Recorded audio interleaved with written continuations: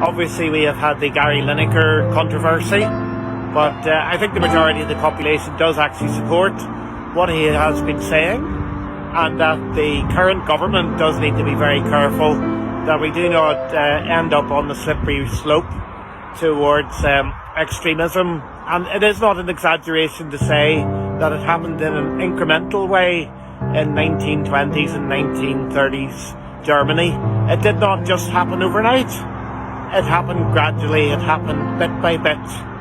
Norms were changed, and gradually fear crept in. It was easier to use fear with the more vulnerable parts of society, but then those who were more comfortable were gradually conditioned. And it was right of Gary Lineker to warn about potential dangers, which we have the warnings from in history.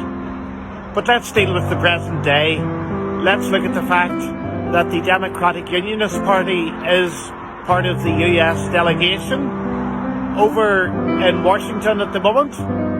We hope for positive movement from them to improve the Northern Ireland economy, to provide political stability, and to provide certainty for inward investment and current businesses that are already operating here. So it is time for them to do the right thing and support the Good Friday Agreement institutions, because things have not been easy here. In the meantime, we had the attempted murder of a police officer. The DUP themselves said that there are structures in place to try and do away with the activity of paramilitaries, but at the same time they have not been supporting any of the structures of the Good Friday Agreement, whether it has been north, south, east or west, or the assembly behind me. And we need them to start to embrace these Good Friday Agreement institutions. Otherwise, how can they talk about other structures that are in place to try and make this place more peaceful?